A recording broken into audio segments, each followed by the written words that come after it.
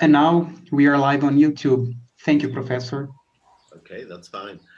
Okay, well, I'm going to be talking about an aspect of David Hume's work, which I think is not sufficiently appreciated. I'm not going to say anything very new, but I am going to put together various aspects of his work. And I think a pattern is visible. And this pattern is very important to how we approach Hume. So that's what's going to happen now. That's right.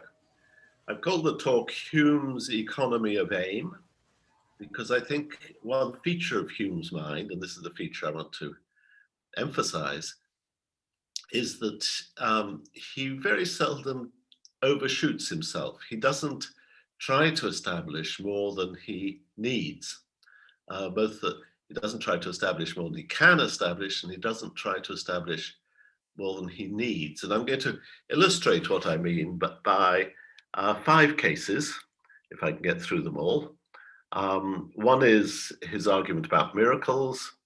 The second is his argument in the dialogues about, and in especially section 11 of the first inquiry about theism. The third is his whole view about human nature. Fourth, what he said about justice. And fifth, what he says about virtues and actually causation. So we'll get onto or both of those. So there are, in a sense, 6 things there, but I'm treating virtues and causation together. Okay, so how do these things illustrate his economy of aim? Well, as I say, in each case, the motto is, don't pick sides and fight battles that you don't need to win. Just go for the sort of minimal result which gives you what you want. So in the case of miracles, it doesn't matter to Hume whether in the abstract events which contravene the normal course of nature are possible. He never tries to prove that they're impossible. Once or twice, I think rhetorically, he says that they are impossible. But he doesn't mean that, and it doesn't have a very important, but has no role to play in the famous chapter. But the only question is whether it's sensible or rational to believe that some such event has occurred. And the answer is going to be almost never, because it's going to require extraordinary evidence. It's going to require, in the famous phrase, evidence whose falsity is more miraculous than the event which it endeavors to establish. So even if it wasn't a question of listening to people's testimony, although that, of course, is what he concentrates on, but even if it was a question of trusting your own senses, you see something, is it rational to believe that something of that extraordinary nature, contravening the normal course of nature, has happened, or something else? Well, I was once sitting towards the front, about 10 feet away from one of the most famous conjurers in the world, a man called Ricky Jay. And I couldn't believe what I was seeing. I mean, he had his sleeves rolled right up so you could see his arms, and he just kept plucking eggs out of his ear and this sort of thing. So I didn't know what I was seeing. But of course, I had no temptation and no inclination to believe that I was watching a miracle. I just know I was watching a supremely skilled performer. I took the less miraculous explanation. As I say, it requires extraordinary evidence. The one case Hume gives where you might think that something outside the normal run of nature had happened is the eclipse. Towards the end of the chapter, he talks about the possibility of an eclipse and that is seen by all travelers from all parts of the world. And you have to remember that, of course, in Hume's world, there was no way of passing information between different parts of the world. There was no telegraph or World Wide Web or anything of that kind. And so if all travelers then agreed on something, it would have to be something celestial. So suppose they all agreed on an amazing eclipse, then you might start to worry that the falsity of this miracle would be, of this testimony would be almost as miraculous as a supernatural and, say, long-lasting eclipse. And then you might start to worry about what had happened and you put your science onto it.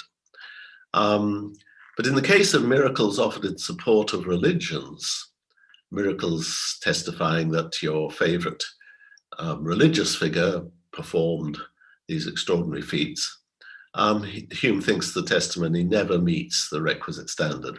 It's always more likely that something's gone wrong. Either it's a lie, or it's a mistake, or it's the way in which stories have come down to us has been scrambled. Something was intended metaphorically and it's been taken literally, and so on.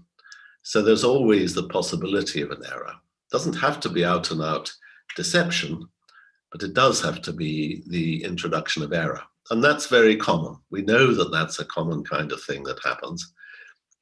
So it's much more reasonable to suppose that it's happening here. Now, the economy here is he's not trying to show anything metaphysical. He's not trying to show that there's something sacrosanct or a priori true about laws of nature. He doesn't believe that. He does believe, though, that they're testified to by the uniformities that we come across in life. And it is better to suppose that those have continued than that miracle offered in the cause of a religion has happened. So that's the economy there. If we think of another example, just theism, we take the dialogues, say, and he's talking about a belief in the existence of God. Now, a lot of people have worried about the final dialogue, the 12th of the dialogues, where it looks as though he offers some kind of solace to the argument to design, although the rest of the dialogues have trashed that argument pretty thoroughly. But in fact, not in the dialogues, but in chapter 11 of the first inquiry, I think he shows his hand, he shows what interests him. He says, when we argue from the course of nature and infer particular intelligent cause, which first bestowed and still preserves order in the universe. Hang on, it seems to have cut off one side of this slide, but it doesn't matter. Still preserves order in the universe. We embrace a principle which is both uncertain and useless. It is uncertain because the subject lies entirely beyond the reach of human experience. It is useless because our knowledge of this cause, being derived entirely from the course of nature, we can never, according to the rules of just reasoning, return back from the cause with any new inference, making additions to the common and experienced course of nature, establish any new principles of conduct and behavior. So the important thing is that even if you get your supernatural being firmly in your head, you've then got to make an inference. You've got to make it useful. And you can't, because your knowledge of the deity has been derived from the way of the world. And so you're not going to come back to the world with any further instructions how to live, with any further predictions about what's going to happen, with any further confidence or any further reason to believe anything at all. So it's inferentially completely neutral, completely useless. And I think that's, again, an easier thing to show than that there couldn't be a God, or that the hypothesis has this, that, or the other probability of being true. So when at the end of the dialogues he sort of tosses out in the mouth of Pamphilius, the little child, that Cleanthes, the supporter of the argument to design, has the best case, it's because he's effectively neutered that case. There's nothing to be done with it. So you might as well just turn your back on the whole discussion. And that makes Hume an infidel. He didn't say he was an atheist, but he was known as the great infidel. That is, he just didn't have any faith at all in any of the tenets of the Christianity that surrounded him. And that's the attitude which I think he's recommending. And again, it's economical. He's not trying to prove more than the case admits of. In human nature, and here I'm indebted to Michael Gill, who was a student at UNC once and now teaches in Arizona, wrote a book on the British moralists on human nature. The 18th century, before Hume wrote, was fairly transfixed by the debate between optimists and pessimists about human nature. Rather, as in the late 20th century, people thought that biology had shown that we're all ruthless beasts, red in tooth and claw, and that altruism was in some sense impossible because Darwinian mechanisms would rule it out. Well, I think they were wrong about that, but in a sense, that was an update of this 18th century debate. So it's Hobbes and Mandeville are the pessimists versus Shaftesbury and Hutcheson, who are the optimists. There's Hobbes and Mandeville, there's Shaftesbury, there's Hutcheson. And that was the opposition as Hume inherited it, as it were. So where does he stand on this?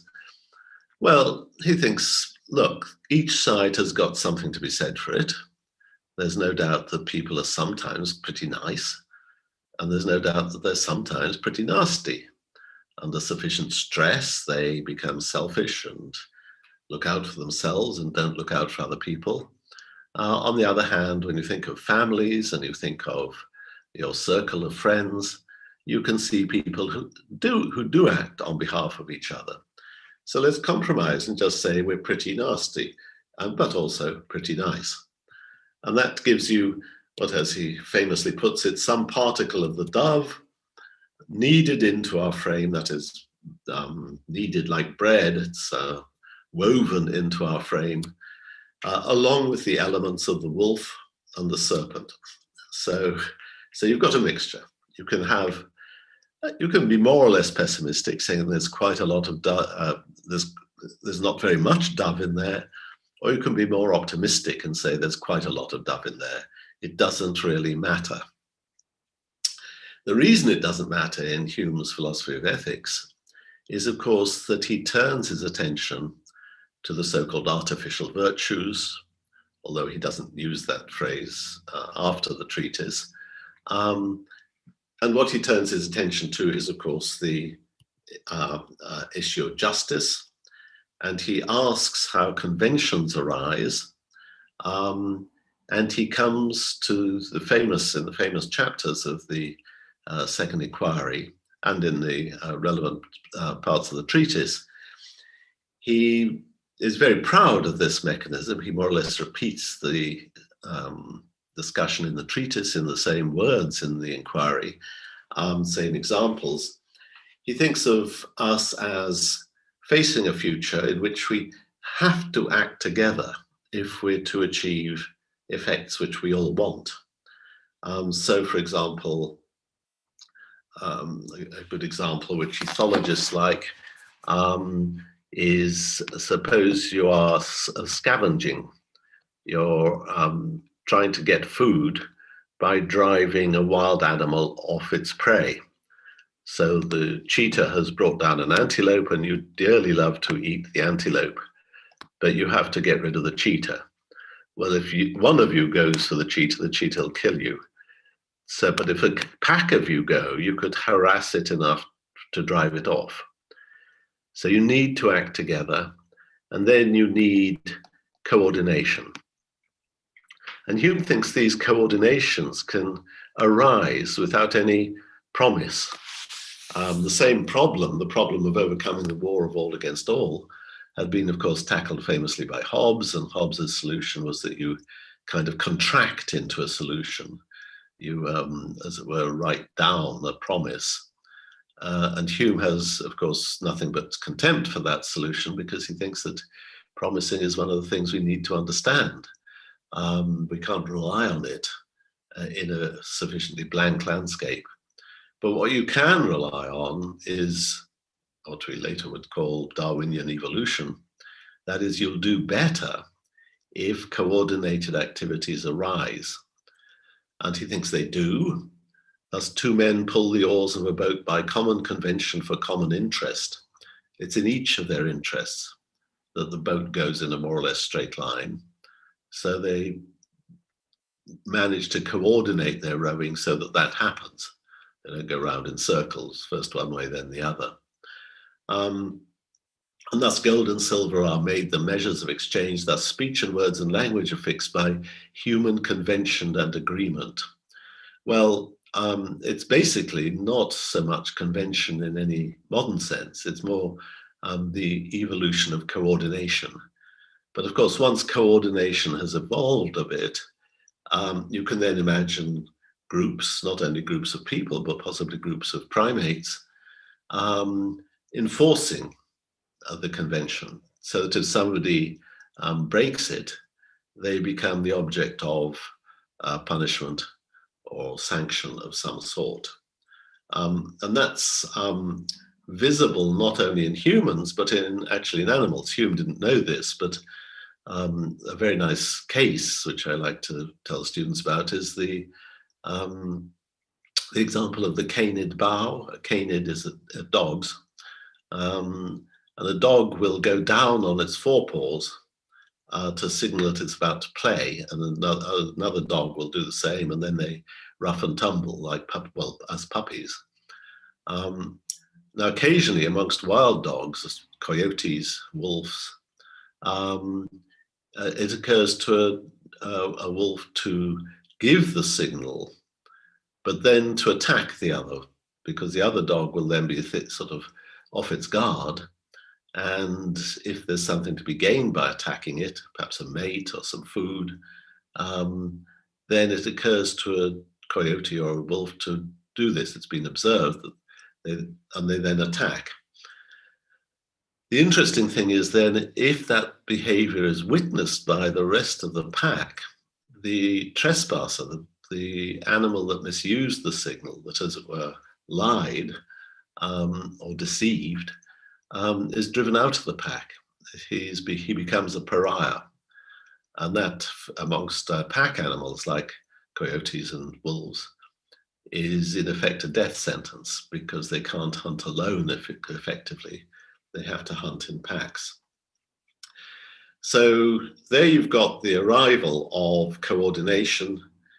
You've got the arrival of institutions like money. And of course, Hume puts all this under the heading of justice, and it's a matter of extreme importance to him, because in a way it fills the gap that's left by his fairly casual attitude about human nature. You don't have to be particularly altruistic to be sensible of the advantages of coordinated action, and worried about the disadvantage of being seen to trespass against a convention. So you get the arrival of the institutions of justice, words, speech, language, money, and law, and eventually government. And then his famous conclusion is, happiness and prosperity of mankind arising from the social virtue of benevolence and its subdivisions may be compared to a wall built by many hands, which still rises by each stone. The same happiness raised by the social virtue of justice and its subdivisions may be compared to the building of a vault, where each individual stone would of itself fall to the ground, nor is the whole fabric supported but by the mutual assistance and combination of its corresponding parts. Now, this too is a very economical explanation. It doesn't require that we have a special moral sense.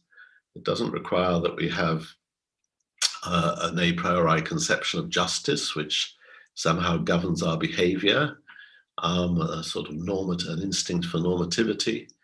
It just suggests that norms, and here the norms that he's calling the norms of justice, are natural growths. They're natural growths which enable us to coordinate our actions and to get the benefits of social coordination.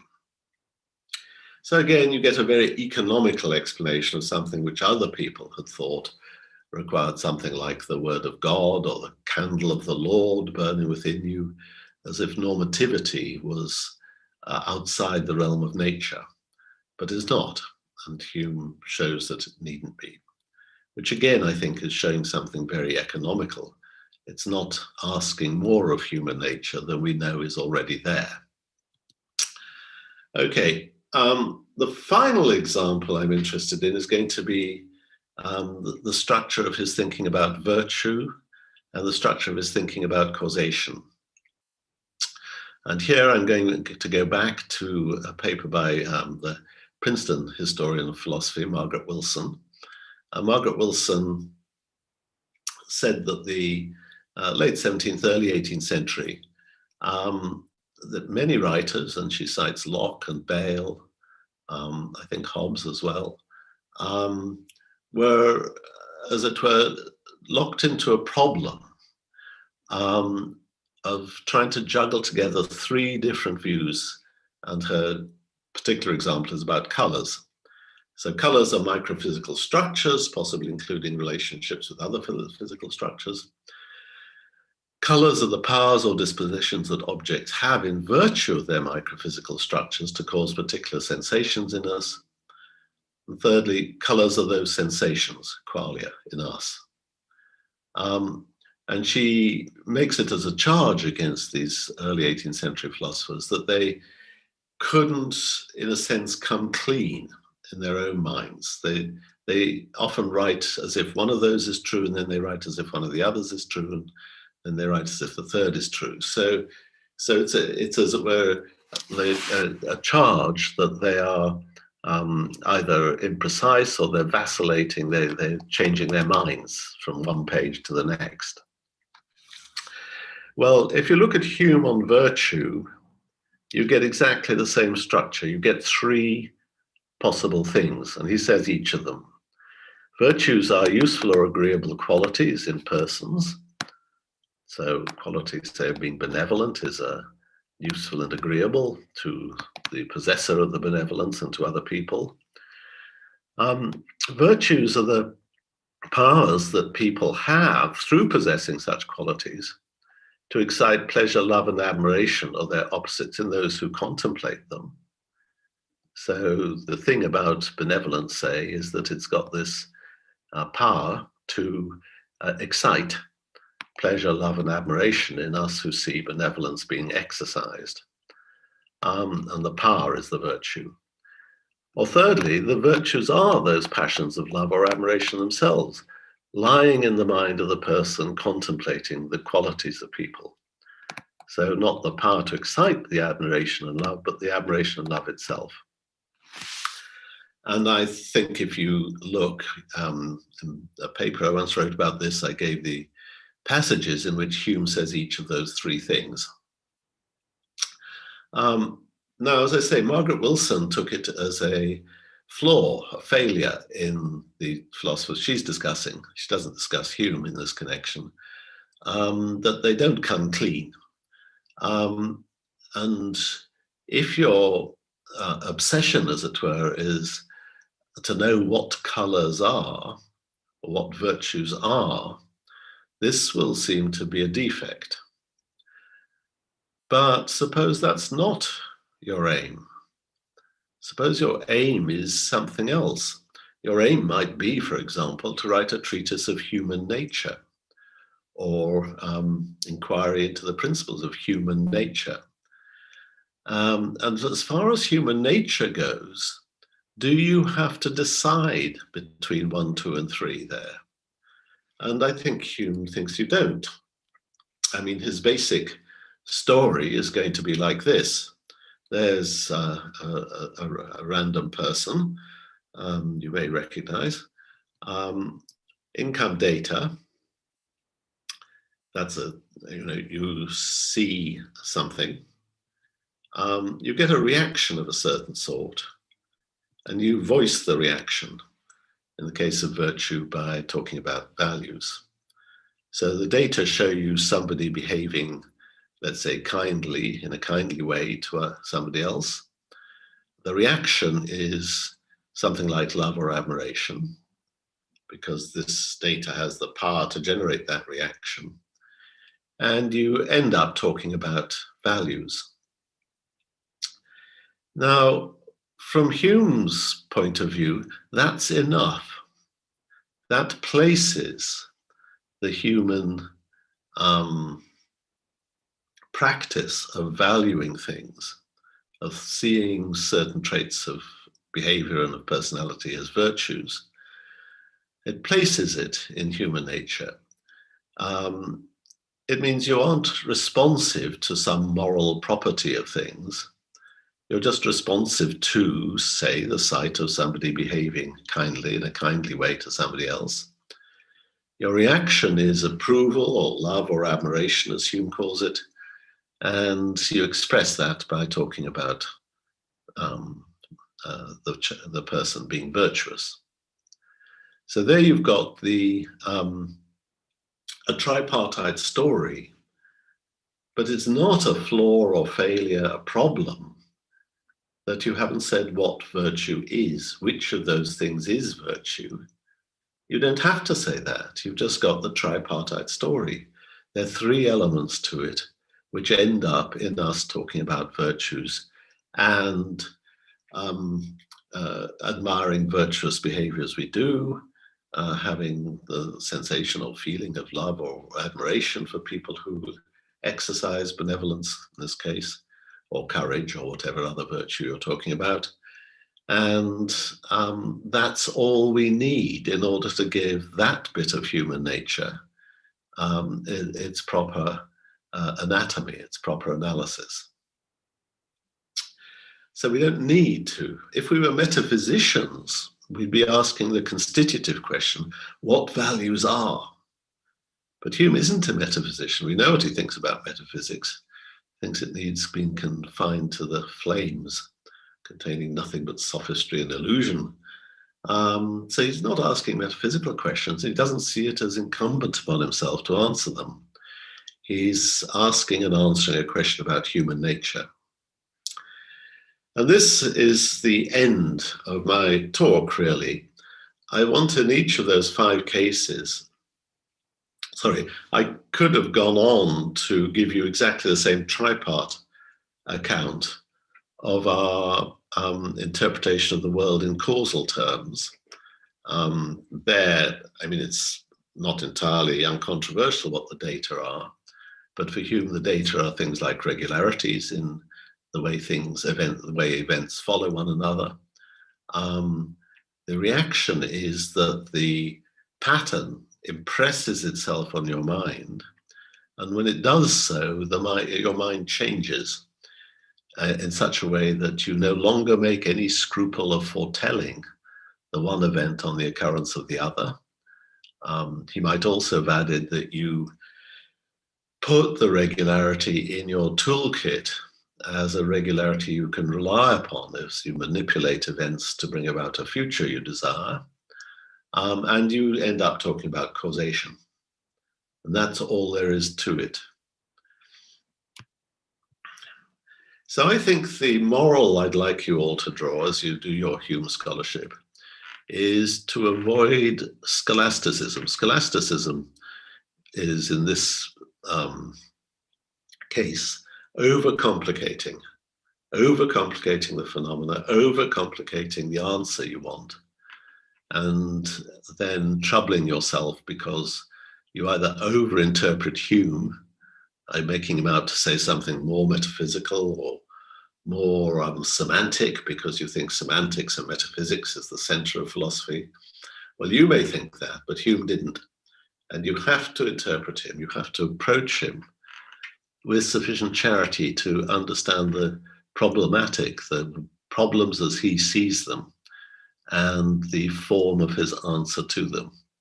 You won't understand that if you approach Hume unhistorically, asking more of his discussions than he felt he had to give in order to solve the problems that he set himself. So that's my talk. And of course, now I'm very happy to listen to questions and try and answer any further problems that you might wish to arise. So I'll stop the screen and come back to the full screen of people. Okay. Thank you. Thank you.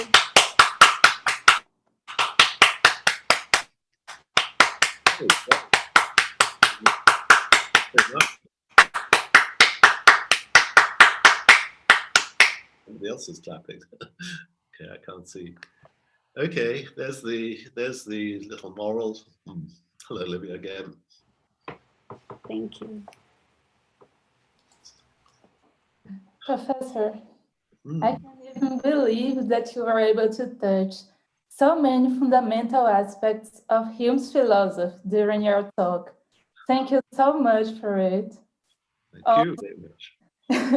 Thank you. Avoid scholasticity is always a good advice. Yes.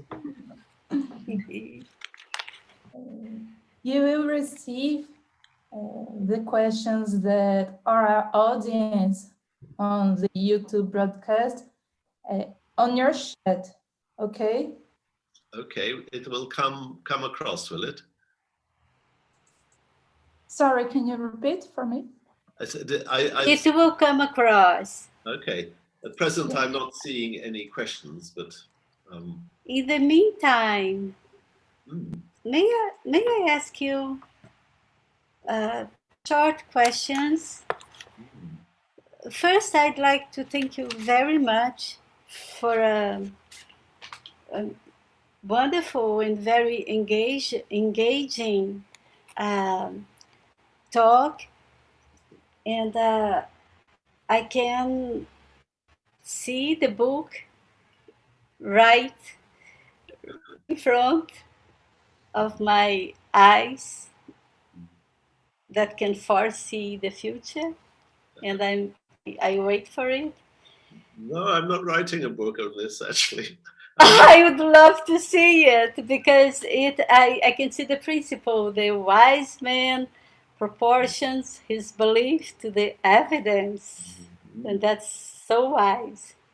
You to put it to work in such important problems of Hume's thought. But what I think that is a basis of your approach to these questions is Hume's strategy of practicing philosophy, way that views human phenomena as events and not as objects of investigation. I'm wondering if I understand the contrast exactly, Livia. I mean, well, because I think I remember when in the study of the history of modern philosophy, it's very interesting when we move from to Hume, historians of manuals of the history of philosophy.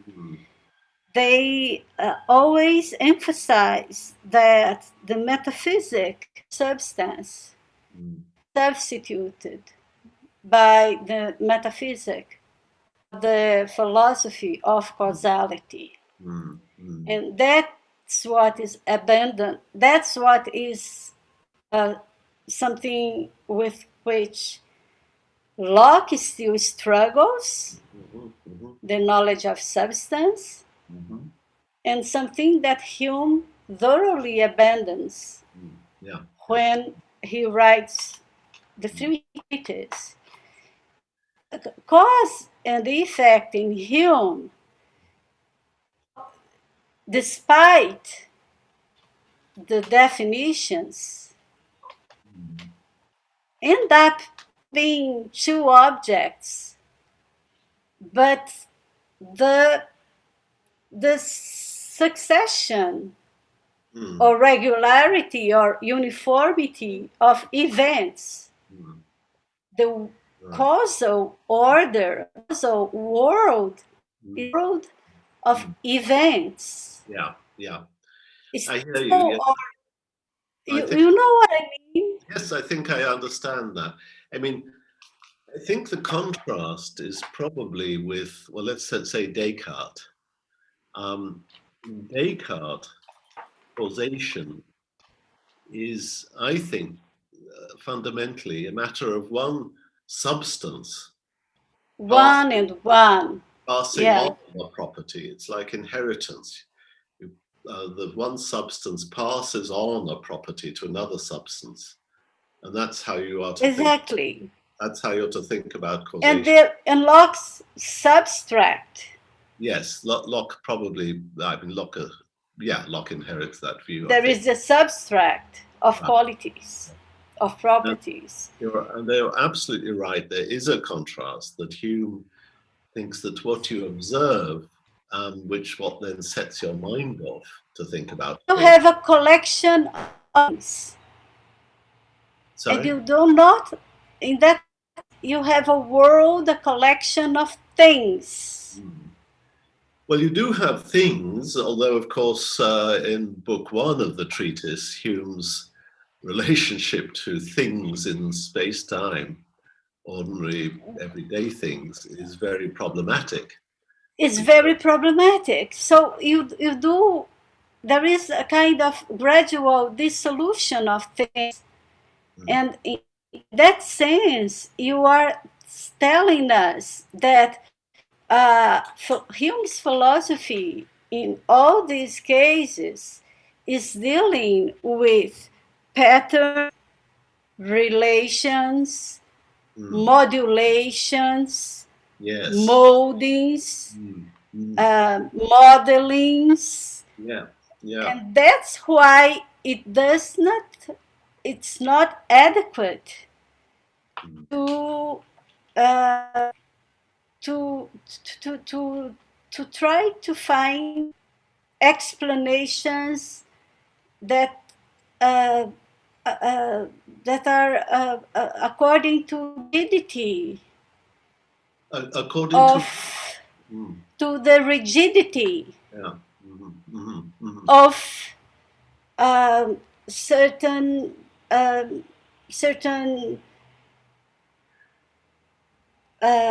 past transitions. Well, I mean, that would ask more determination, more finality, more dogmatism from him. Isn't that what you were saying? I hope not. I don't want to say there's more dogmatism. I think you're right that Hume deals more with processes than with things. And it's the process of observation which makes you think of causal processes. Now, the subjects of those processes may be things that maybe have microphysical structures that give them their powers. We don't know. But as far as the human interpretation of the world goes, we can describe that by thinking of the processes of observation and the processes of events falling into patterns. And we can just put aside any metaphysical worries we have about the nature of things. Right. That's not going to be part of the theory of human nature. So this could easily have been a sixth example for me of Hume sidelining things that he doesn't want to be dogmatic about, that he doesn't want to be theoretical about, in terms of categories of thought, in favor of categories of thought that we use anyhow. Observation, doing things, processing things, things happening. So for Hume, you can see Hume, I mean, I'm very reluctant to say this because it's going to make him sound more of a metaphysician than I think he was. But if you were trying to make him out to have a metaphysic, I think we'd say that his metaphysic is nearer the process views of people like Whitehead, and especially people who are impressed by modern physics, which should mean all of us, where you get far more emphasis on events and processes than on things. Than on things. In fact, because things take him away from the study of the modulations of the mind, mental processes, and not things in the mind, the world. That's right. Yeah. That's what I was trying to say. Yes, I think that's absolutely right. We have no conception of things in the mind apart from events, like I observe something, I see something. Events are in our mind and molding our mind. Right. In the mind. Yeah. That's what I'm trying to say. I think that's very good. Yes. And regarding theism, I would be inclined to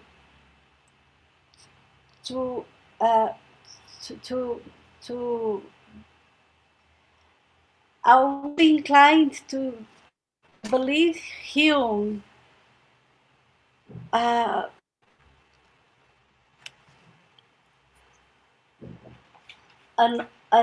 thinker with more obvious pretensions. You know why, Simon? I think. Sorry, Livia, you're breaking up a bit for me. It's coming over a bit. With regard to theism, yes, and deism, I think I'm alone in this, but I am inclined to attribute to Hume conclusions way more skeptical than the conclusions everyone, including you, most people, including you, attribute to his inquiries regarding religious belief. And let me tell you why. It seems to me that one cannot study Hume's investigation of the belief in deities apart from his account of belief. Because after having finished with miracles and with the psychology, passional psychology of religious belief, when he goes to the rationale for religious belief in the dialogues, his main approach is supported by causal reasoning. It so happens that knowledge of causality or causal inference and reasoning of phenomenon or process that can only be known insofar as we know to the human species and to other animal species in our planet. Mm-hmm. We, in my opinion, causality is part of who we are. Mm-hmm. There may be beings in the universe Mm-hmm. who are not causal thinkers at all. Mm-hmm. Mm-hmm. There may be causality is our way of function. Mm-hmm. So if causality has to do with our condition and the condition of other animals, how can we extrapolate and attribute causality beyond the limited reach of our experience? Mm-hmm. Yes, well, that's undoubtedly. I mean, the dialogues start off with, his. It's our invention, it's our creation. We create causality. Yes, yes, that's right. We create the categories. We don't create the way the sun heats the earth. That's not one of our creations. But we create the So we can, so it's not that we create our creator, we create causality itself. I think that's an ambitious thing to say, and I don't hear Hume as saying it. In the not explicitly, but he's studying human nature. He's not studying the nature of reason, universal. He's not Kant. He's studying the only reasonings we know about, which are human reasonings. Exactly. And he does not intend to go beyond that. Well, I don't know, because the processes we know about are not all of them human processes. They may be interpreted by us, and they are interpreted by us, but And good for us. they're not human processes. This process of the sun heating the earth is not a human process. Well, but he said that they are good for our lives and they are appropriate for our conditions of living. They do not amount to true knowledge of the real world. Well, again, that's a category that I don't think Hume, certainly after the treatise, I don't think he likes very much. Well, I love it. But look at this way, Olivia. I mean, take, for example, a category. I think a good example is tuberculosis, TB, right? A medical disease. Mm. Now, I think some French philosophers of science have said that people couldn't catch TB before the 20th century because the concept didn't exist before the 20th century. Now, that's a mistaken inference. The premise is true that the concept only came into medical science in the 20th century. But of course, once it's a concept we're using, we can use it to describe things which may have happened or must have happened before we got the concept. So I can say that Keats died of tuberculosis, he died of TB, although there was no concept of tuberculosis around in Keats's time. Or not. If you take Chinese medicine, which is 10,000 years old, their physiology is completely different from Western physiology. And I have no experience. It's therapeutic practices. Different therapeutic practices, yes. Yes, we have no idea. So it lives. It has a different a different a different design of the human body, and I do not the treatment for cancer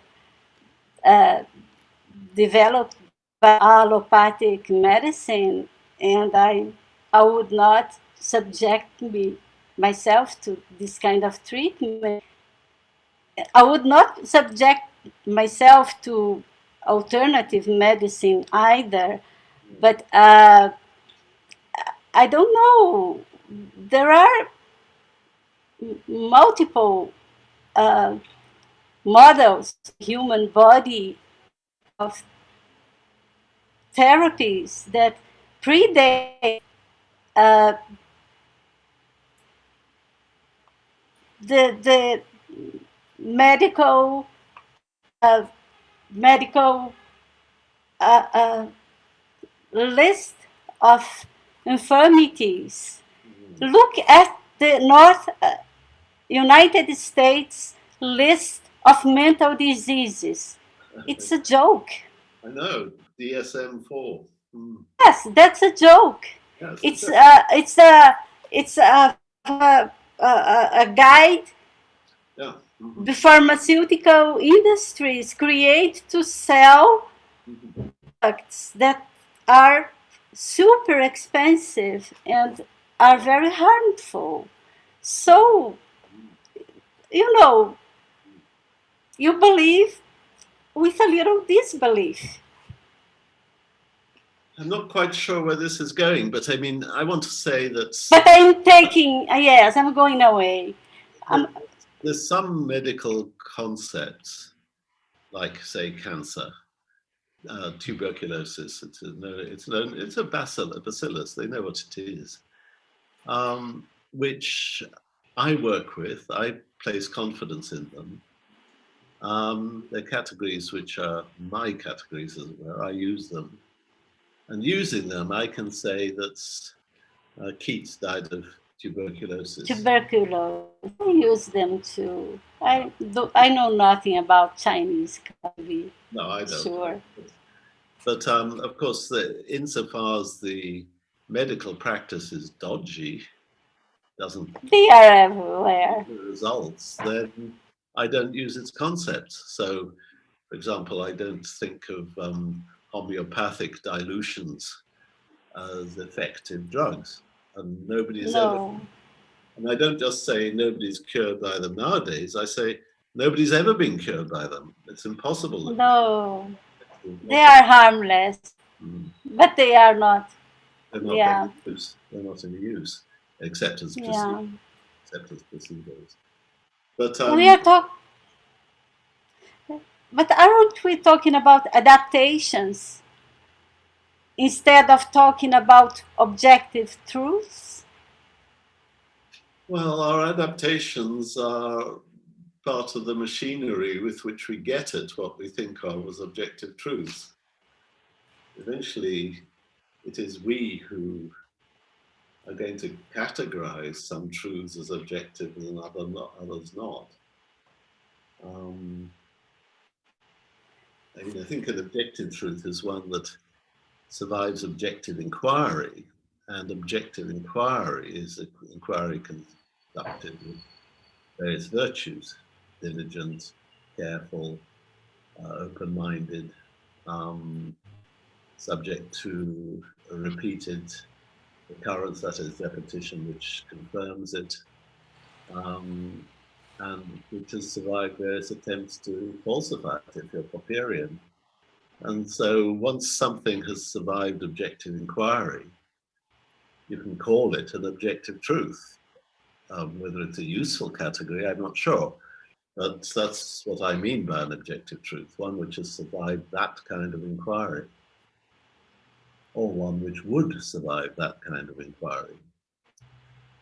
So it's presumably an objective truth that the sun is around 93 million miles from the Earth, because for 400 years, all inquiries into its distance from the Earth have come up with roughly that figure. So that's an objective truth, I think. I think it's an objective truth that the Earth is around 4.5 billion years old. It's not an objective truth that it's 6,000 years old. And people who think that is true are wrong. They're just simply false. So, I mean, I don't think we're looking at new categories of truth or new categories of what we can say about the world when we look at it through Hume's lens, through Hume's eyes. I think we end up saying common sense things. But of course, we are modest in what we claim. We don't claim to know the will of the gods or nature or causation or these metaphysical things, which a lot of people spend a lot of time, scholastic time. No, okay, I understand. I think you are right. I'm very afraid, though, of a return to positivistic thinking about science. Very alarming, in my opinion.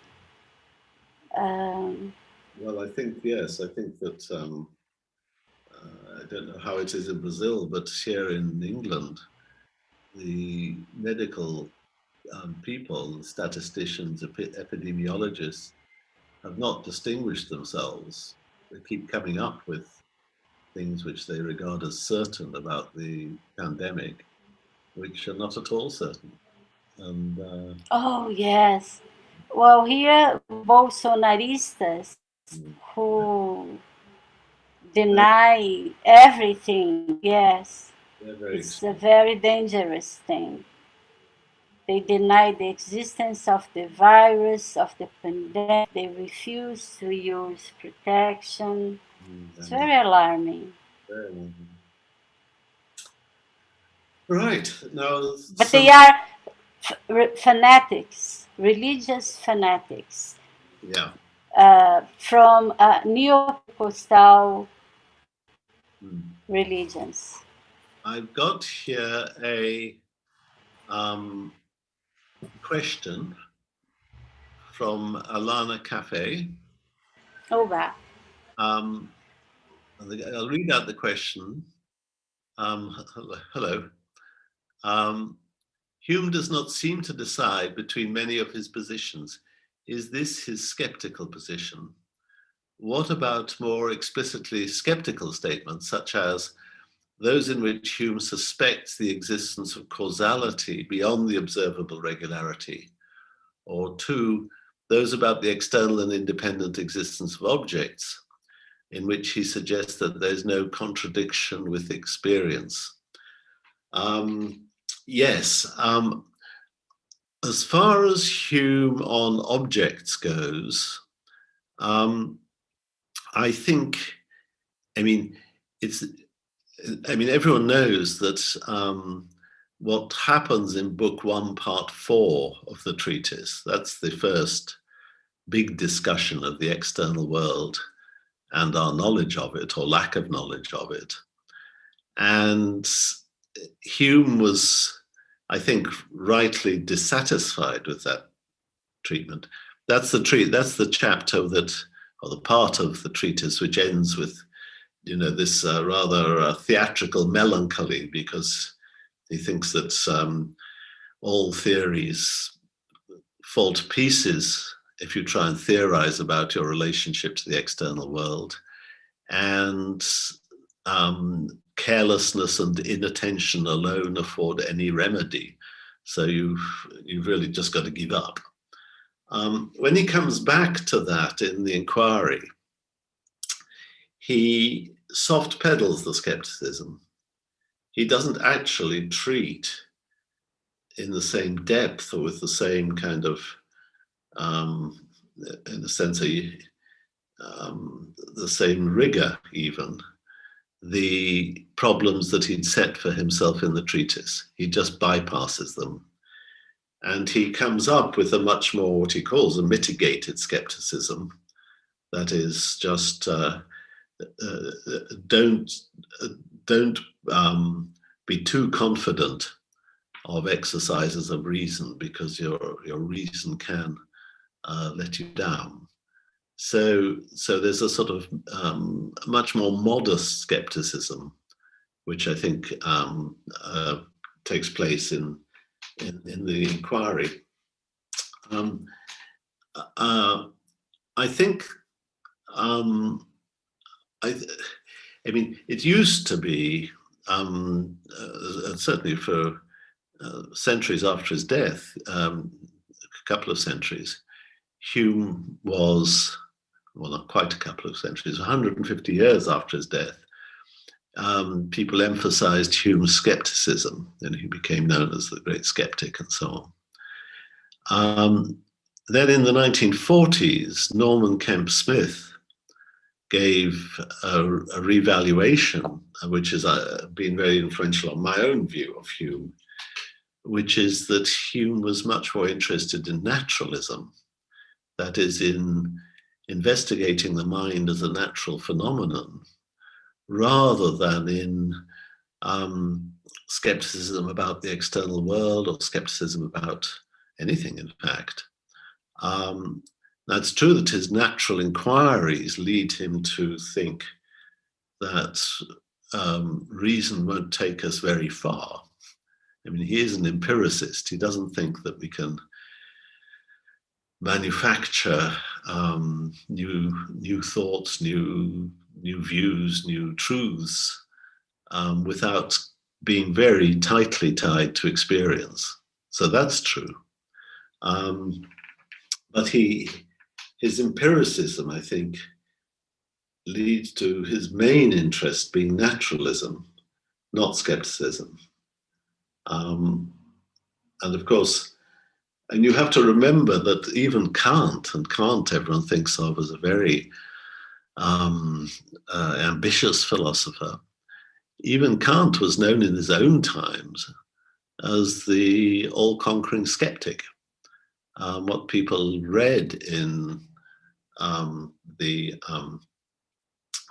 metaphysics of Kant was skepticism, because they took the aspect of the noumena, the aspect that we know nothing of things in themselves, to be a skeptical result, and an important one. And it's still possible to interpret Kant as having had skeptical intentions. So it seems to me that skepticism is, it's always there as a diagnosis of these great philosophers, but it's not always true to their main stream of thought. The main stream of thought, I think, was elsewhere in Hume's case. It was in the natural world, and in making sure that we theorize about the mind as part of the natural world. So that's my view of that. Thank you. Thank you, Professor. These questions that I'm sending you are from YouTube, our viewers on YouTube. I'm going to send you another right now, okay? Okay. Thank you for your answer. That's all right. Okay, from, shall I read it out? I tend to agree with the general advice towards which your talk points, but aren't things trickier when it comes to Hobbist versus Shaftesbury and Hutcheson? In the EPM, the inquiry concerning the principles of morals, the treatment of justice is deflated, and Hume makes it a point to state natural benevolence, for instance. does he do it in a metaphysical way, or should we read his statements on benevolence in a more skeptical manner? Well, I don't think it's metaphysical, but I don't think it's really skeptical. I think Hume was serious when he said there is some particle of the dove mingled in with the wolf and the serpent. That is, I think he meant that it's a matter of common observation that people do have at least some benevolence. It may not cause them to put themselves out for other people as much as saints would do. We're not saints, but neither are we jackals or wolves or serpents. So, for example, just consider the everyday observation that most people are extremely uncomfortable if there's a child crying in their vicinity. It's unpleasant if there's a child crying, but it's not unpleasant in the way that you just want to run away. It's unpleasant because you feel you need to do something about it and you may not know what to do. So it makes you uncomfortable, but the discomfort is itself an exercise of a kind of benevolence. You care that things go well for people around you. And if you visibly come across a case where they're not going well, I think you become uncomfortable and it's unpleasant. So I think that benevolence can be, as it were, observed in action. And Hume's fine with anything we can observe. So that's I think the answer there. So the last question from YouTube. Okay. Supposing that Hume adopted that position you talked about, that in the case of causation, is Hume not interested in really determining what causes are? If this is the case, when we ask, as many scholars do, if Hume believed in the existence of real powers or causal powers in nature, are we making a question that Hume does not want to answer? Yes, I think we are. We're asking a question that Hume doesn't want to answer.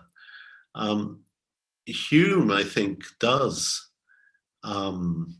allow, if we read Book 1, Part 3 of the treatise, Section 15, Section 14, I'm sorry, I think he does allow that there are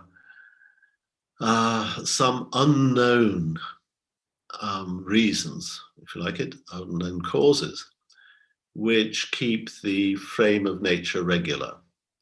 Things go on in a regular manner. You can ask what explains that, but Hume is quite certain that you won't find an answer. As he says in the inquiry later on, the most perfect philosophy of the natural kind, and that's what we would call natural science, the most perfect natural science only pushes back our ignorance a little further. And what he means by that is that science will proceed by finding more generality. It'll try and put things in law-like regularities. It'll try to find the right categories in which to think about regularities, as when chemists find the categories of different salts or different acids and so on. And that's good. But if you then go on asking, yes, but why, if I've got, say, hydrochloric acid in my test tube now, I'll have it in a day's time, unless something happens, as opposed to it might just disappear in a puff of smoke. If you ask why is that true, you won't ever find an explanation. You'll just find that it happens again and again and again, that it is true. And that's what you have to put up with. So there are questions about causation that Hume does not want to answer because he thinks they can't be answered. There's something, as it were, impossible about the attempt to find the answer. And that actually is very much shared with Kant. Kant thought, for example, in the section called the Dialectic of Pure Reason, Kant thought that reason makes us go on asking for answers beyond any point at which we're going to find them, or which we can find them. So, for example, the cosmological argument for the existence of God, if you give it in its first cause form, you chase back the sequence of cause and effect to the Big Bang, or chase it back as far as you want. But you'll always be ready to ask, but what was before that? What happened before that? And unless you deal with circular time or some metaphysically very strange idea of time, you'll always find that question puzzling you. And similarly, if you say, well, God made the world, you then face the question, well, what made God? Does God have parents? Does God have natural origins? What's in other words, you're always going to be on a treadmill that goes on and on. And I think Kant thought that you have to learn to stop asking those questions. And I think Hume thought that too, because you'll never find an answer.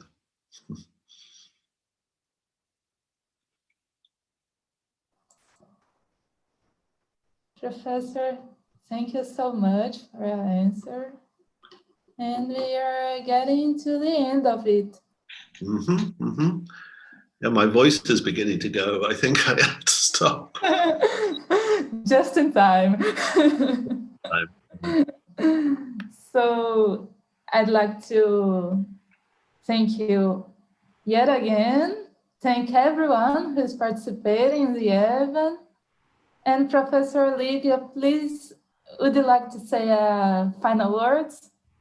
Just to thank you very much for your wonderful talk.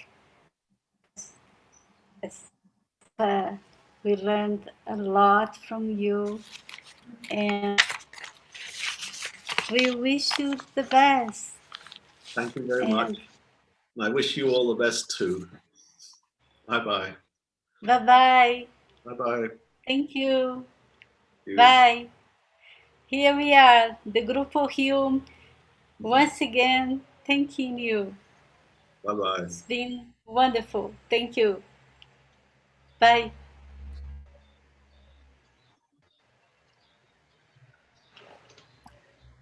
Então, mais uma vez, para quem nos